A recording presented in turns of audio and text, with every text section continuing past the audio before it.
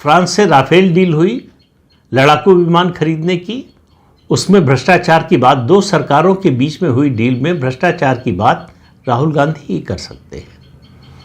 और इस तरह की टिप्पणी करें कि सुप्रीम कोर्ट को फटकार लगानी पड़े और सुप्रीम कोर्ट से माफ़ी मांगनी पड़े उनको, और फिर भी सार्वजनिक रूप से कोई माफ़ी न मांगे, ये राहुल गांधी कर सकते हैं।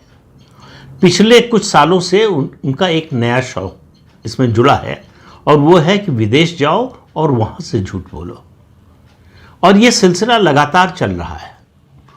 पहले लगता था कि शायद केवल चुनाव, चूँकि 2024 का लोकसभा चुनाव था, उससे पहले से ये सिलसिला शुरू हुआ, तो ये लगा कि जो है शायद वो चुनाव जीतने के लिए या चुनाव में अपनी पार्टी का जनाधार बढ़ाने के लिए ऐसे मुद्दों का सहारा ले रहे हैं। दुनिया की सबसे बड़ी महामारी, 100 साल की, शताब्दी की सबसे बड़ी महामारी है कोरोना। भारत दुनिया के चंद देशों में था जिसने अपनी वैक्सीन डेवलप की है। अपने देशवासियों को तो मुफ्त दिया ही, दुनिया के तमाम देशों को मुफ्त में दिया। उस भारत की आलोचना दुनिया में और किसी देश ने, किसी नेता ने नहीं की सिवाय राहुल गांधी के और उनके साथी दलों के नेताओं ने। किसी ने इसको बीजेपी की वैक्सीन बताया, किसी ने इसको फर्जीवाड़ा बताया, क्या क्या वैक्सीन के खिलाफ अभियान चलाया गया, ये सब आपको याद होगा। राफेल की मैंने बात की और उसी समय नारा लगाया चौकीदार चोर है। सुप्रीम कोर्ट से साबित हुआ कि बिल्कुल गलत आरोप था।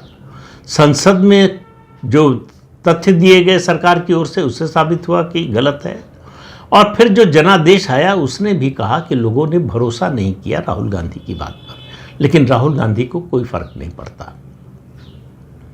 फिर वो विदेश जाकर जो है कि जनतंत्र खतरे में है, जनतंत्र को बचाइए, बाहर से बुला रहे हैं, यूरोप के देश को, अमेरिका के देशों को बुला रहे थे उस समय कि आइए, और क्या कर रहे हैं आप, भारत में जनतंत्र खतरे में है और आप आराम से बैठे हुए हैं, आइए हस्तक्षेप कीजिए और बचाइए।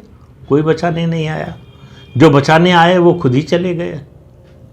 जिन्होंने पैसा दिया इस देश में लोकतंत्र बचाने के लिए नहीं, इस देश से लोकतंत्र को कमज़ोर करने, ख़त्म करने के लिए। जी हाँ, मैं अमेरिकी प्रशासन की बात कर रहा हूं, बाइडेन प्रशासन की।